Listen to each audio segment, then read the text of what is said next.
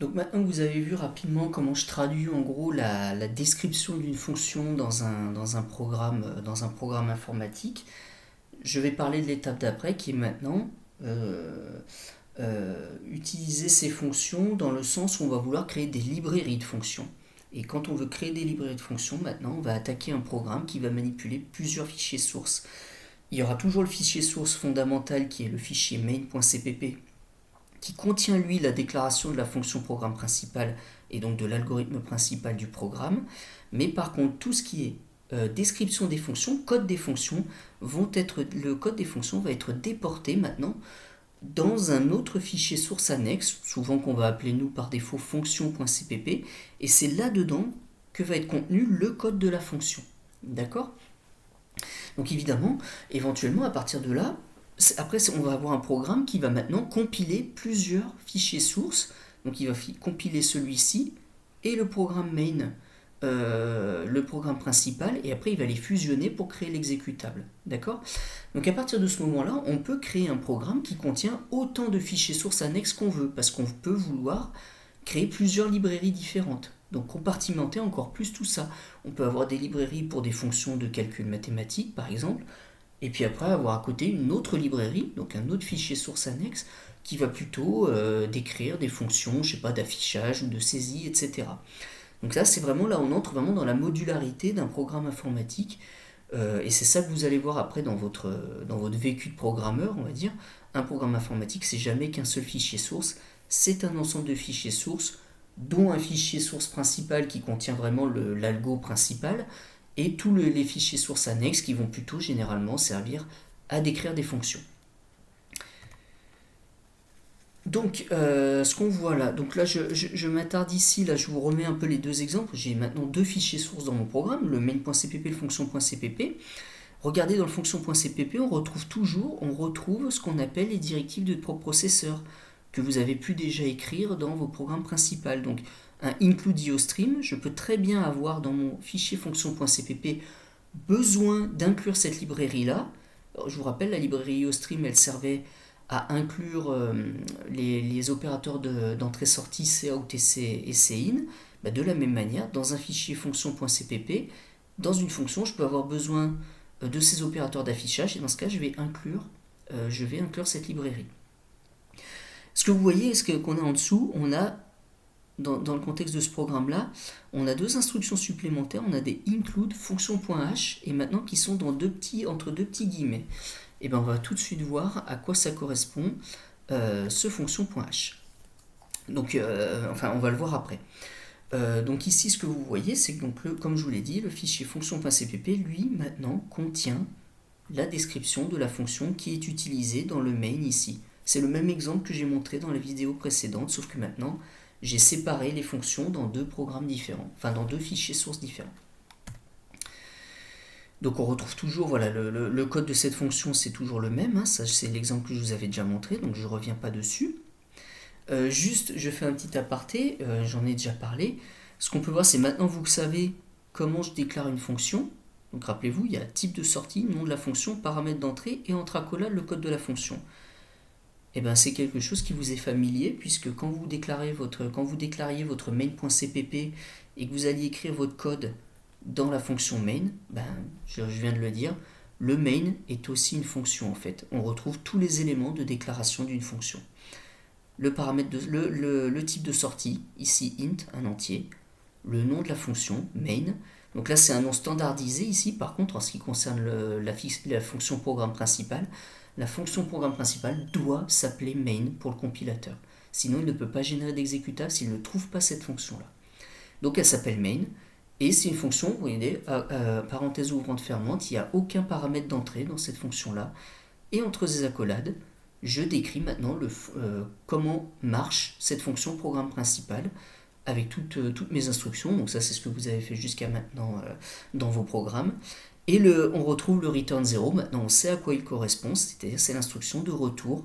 Là j'ai dit que ma fonction main devait retourner un entier. Par défaut, en ce qui concerne le programme principal, je vous l'ai dit, en général on retourne 0. C'est un indicateur pour dire que le programme s'est bien exécuté. Nous, on n'en fait pas d'utilisation, on n'utilise pas ça plus en détail, mais voilà, vous voyez maintenant d'où vient ce return 0 et à quoi il correspond. C'est parce que main est une fonction aussi qui renvoie un entier. Donc maintenant, qu'est-ce que je voulais dire? Donc maintenant, on a un programme donc, qui manipule plusieurs fichiers sources. Et souvent, je vous l'ai dit, le fait de faire ça, c'est qu'on veut créer des librairies de fonctions. D'accord? Donc en général, on va rajouter un élément supplémentaire maintenant, c'est que ma librairie de fonctions, je vais d'abord la décrire au niveau générique euh, dans un fichier, dans un autre type de fichier qu'on appelle le fichier d'entête, qui lui va simplement déclarer les fonctions, c'est-à-dire simplement déclarer les prototypes de fonctions. D'accord? Donc c'est un troisième fichier source là dont je suis en train de vous parler.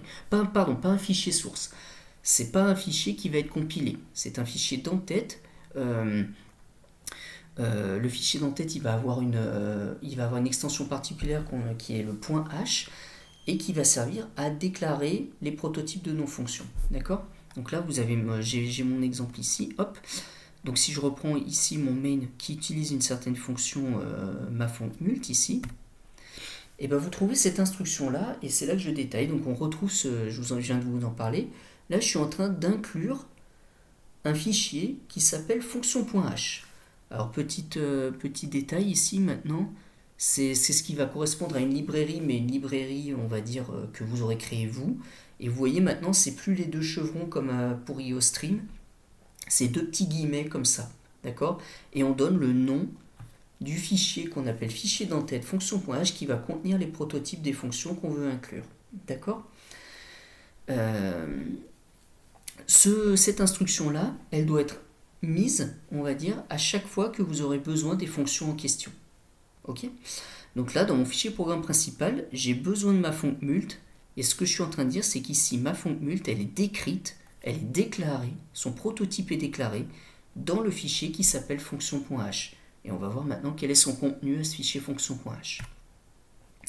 Donc voilà son contenu. Donc je vous le rappelle, c'est ce qu'on appelle un fichier d'entête. Donc une extension différente, c'est pas .cpp, c'est .h maintenant.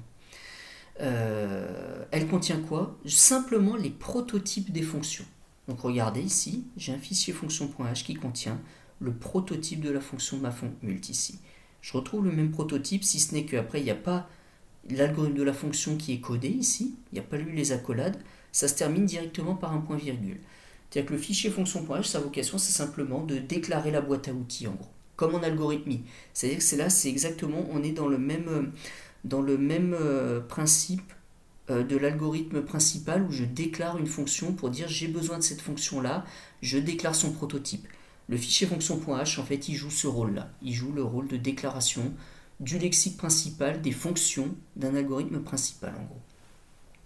Donc elle contient ici un prototype de fonction. Donc il peut y en avoir plusieurs. Hein, si ma librairie doit déclarer plusieurs fonctions que je vais coder après, je peux en déclarer plusieurs d'affilée ici. Hein. Ça, je reviendrai après. On y reviendra directement en TP à quoi correspondent ces instructions. Hein. Ce sont encore des directives de préprocesseur qu'on met en général dans un fichier d'entête.h, tel le fonction.h ici, qui servent juste de sécurité pour éviter des inclusions multiples. J'en dis pas plus, on redétaillera ça directement en pratique en TP. Ce que vous devez juste retenir, c'est que le fichier fonction.h contient des prototypes de fonctions, ces prototypes étant toujours, c'est simplement voilà, juste le prototype, donc type de retour, nom de la fonction, paramètre d'entrée, et je termine par un point virgule. C'est tout. Et donc c'est ce fichier-là qui va être inclus dans tous les fichiers source.cpp où j'aurai besoin de cette fonction. Donc où est-ce que je vais avoir besoin de cette fonction?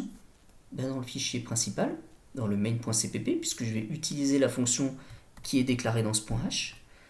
Et elle va être aussi incluse où? Dans le fichier fonction.cpp. Mais sauf que le fichier fonction.cpp, lui, qu'est-ce qu'il va contenir? Il va contenir le code de la fonction maintenant. C'est-à-dire que le fichier fonction.h contient le prototype, mais maintenant il faut bien la coder quelque part cette fonction. Et bien ça va être dans le fichier fonction.cpp qui va lui-même inclure le fichier fonction.h. Ça peut paraître assez alambiqué, vous allez voir par la pratique, c'est vraiment très très simple à comprendre. Il y aura à la fin le découpage fonctionnel sera toujours le même, enfin le découpage des fichiers sera toujours le même.